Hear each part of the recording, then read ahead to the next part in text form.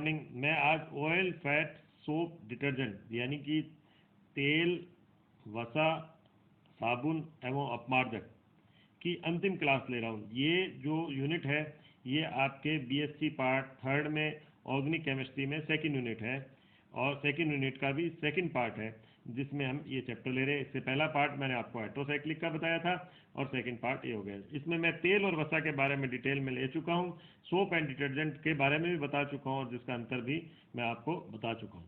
अब हम यहाँ जो हमारा टॉपिक आता है वो है साबुन व अपमार्जक की अपमार्जन क्रिया। लेकिन इसको समझने से पहले हम लेते हैं ये किस प्रकार से मिसेल का निर्माण करते हैं, पहले हम उस चीज़ को क्लियर करते हैं। हम ये जानते हैं कि जो साबुन है वो क्या होता है, ये सोडियम या पोटेशियम सॉल्ट होता है किसका, वसी अम्ल का, फैटी एसिड्स का। जबकि जो डिटर्जेंट है वो सल्फोनिक अम्ल का सोडियम या पोटेशियम सॉल्ट होता है। ये जो लॉन्ग चेन होते हैं, लॉन्ग चेन फैटी एसिड्स मैंने आपको कहा था, यानी हाइड्रोकार्बन की संख्या जो होती है, हाइड्रोकार्बन में जो कार्बन की संख्या जो होती है वो होती है 8 से लेकर 18 तक। तो ये उससे हम हाइड्रोकार्बन पार्ट, चूंकि हमें पता है नॉन पोलर है, तो इसे नॉन पोलर को हमने इस प्रकार से दिखा दिया। यानी सोप एंड डिटर्जेंट को हम इस तरह से दिखा सकते हैं। ये रहा आर वाला पार्ट हो गया, ये रहा जिसे हाइड्रोकार्बन का, चूंकि हाइड्रोकार्बन पार्ट नॉन पोलर है उसको हमने यूं दिखा दिया, और ये नेगेटिव पार्ट यानी इसे हमने नेगेटिव इस तरह से दिखा दिया। अब हमें पता है कि अगर हमने एक न्यूनतम सांद्रता में सोप या डिटर्जेंट को ले लिया तो क्या होगा कि नॉन पोलर ये यू नॉर्मल फॉर्म में तो ये इस प्रकार से रहेंगे पानी के अंदर, ये इस प्रकार से पानी के अंदर ऐसे इस प्रकार से रहेंगे जल के अंदर, अगर हमने सोप को इस प्रकार से लिया। अब जब क्या हम एक निश्चित मात्रा लेते हैं यानी न्यूनतम सांद्रता, तो ऐसी स्थिति में क्या होता है, हाइड्रोकार्बन पार्ट आपस में संयुक्त हो जाता है। ये हाइड्रोकार्बन पार्ट आपस में जो संयुक्त होता है, तो ये एक जो संयोजित अवस्था है उसी को हम क्या बोलते हैं, मिसेल कहते हैं। अब आपके सामने ये आता है कि भाई ये यूं भी तो कंबाइन हो सकता था, ये यूं क्या कंबाइन हो सकता था क्या, ये वाला ये इस प्रकार से, तो ये यूं कंबाइन नहीं हो सकता। क्यों नहीं हो सकता, क्योंकि ये ऐसी स्थिति में नेगेटिव नेगेटिव एक दूसरे के यानी कि उल्टी डायरेक्शन में कंबाइन नहीं हो सकता है, क्योंकि नेगेटिव नेगेटिव के बीच में रिपल्शन आपस में उपस्थित होगा। क्लियर हो गई बात। ये मैं वापस से एक बार बना देता हूं, ये इस प्रकार से आपस में कंबाइन नहीं होंगे,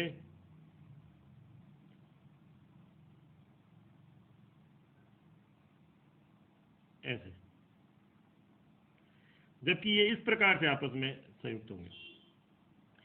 अब जो मैल के कण होते हैं वो भी किसके रूप में अलग होते हैं, मिसेल के रूप में अलग होते हैं। और यहाँ मैंने लिखा है कि न्यूनतम सांद्रता जिस पर मिसेल का निर्माण होता है उसे सीएमसी कहते हैं। सीएमसी अलग से आपसे पूछा जाता है, यानी क्रांतिक मिसेल सांद्रता कहते हैं, और यह प्रत्येक पदार्थ का जो है अभिलाक्षणिक गुण होता है। अब हम ये लेते हैं इसमें साबुन और अपमार्जक की अपमार्जन क्रिया।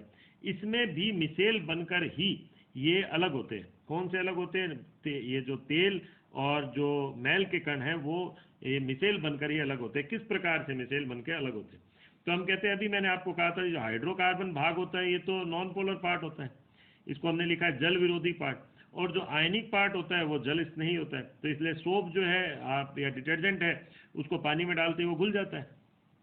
अब जो मैल के कण होते हैं, यानी कि जो आयनिक भाग मैंने लिख भी दिया जल में विलय होता है, तो जो मैल का कण होता है वो नॉन पोलर नेचर का होता है। तो हाइड्रोकार्बन समान ही समान के साथ कांटेक्ट में आता है, यानी हम कहते हैं कि जो हाइड्रोकार्बन पार्ट है चूंकि वो भी नॉन पोलर है, और मैल का कण या तो तेल का कण लिया है वो भी नॉन पोलर है, तो वो उसके साथ संयुक्त हो जाते हैं। ये इस तरह से, ये इस प्रकार से मैल के कणों के साथ ये वाला जो टेल पार्ट है यानी पूंछ वाला भाग है वो मैल के कण में घुस जाता है और आपस में ऐसे काफी मात्रा में संयुक्त हो जाते हैं। और जब इनकी संख्या ज्यादा हो जाती है यानी एक निश्चित सांद्रता अधिक हो जाती है तो ये खींच कर उसे निकाल लेते हैं और उसे चारों ओर से मैल के कण को घेर लेते हैं।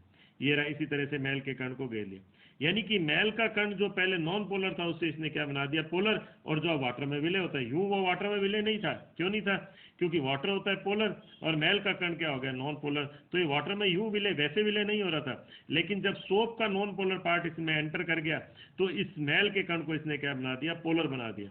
और पोलर बनाने के कारण अब ये मैल का कण जल में विलय हो गया और इसे हम ऊपर से निकाल देते हैं। तो इस प्रकार हम मैल को कपड़े से अलग कर सकते हैं। टॉपिक हम लेंगे अपमार्जक के प्रकार। अपमार्जक को हम साबुन रहित साबुन भी कहते हैं। तो हम कहते हैं कि अपमार्जक कौन से हो गए, एक हो गया धनायनिक अपमार्जक, एक हो गया ऋणायनिक अपमार्जक, जिसमें हम बायोडिग्रेडेबल और अनबायोडिग्रेडेबल अपमार्जक दो प्रकार से हम ले सकते हैं। और तीसरा हमने ले लिया विद्युत उदासीन अपमार्जक। अब हम कहते हैं धनायनिक अपमार्जक कौन से हो गए? तो हमने नॉर्मल पहले तेल का जल अपघटन कराया और फिर हमने उससे क्या बनाया, ग्लिसरॉल और अम्ल बनाया। ओके, ये तो नॉर्मल अम्ल बनाया हमने।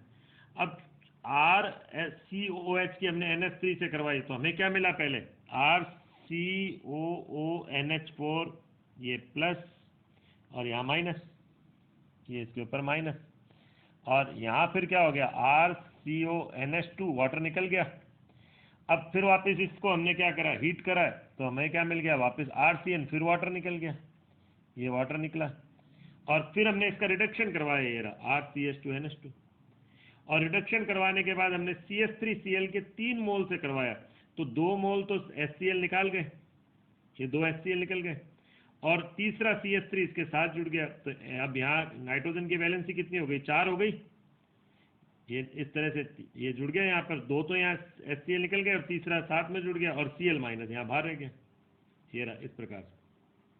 तो अब यहाँ जो पोलर पार्ट है वो पॉजिटिव है, पोलर पार्ट पॉजिटिव होने की वजह से इसे क्या बोलते हैं, धनायनिक अपमार्जक। अब ऋणायनिक में हमने पहला वाला ये लिया।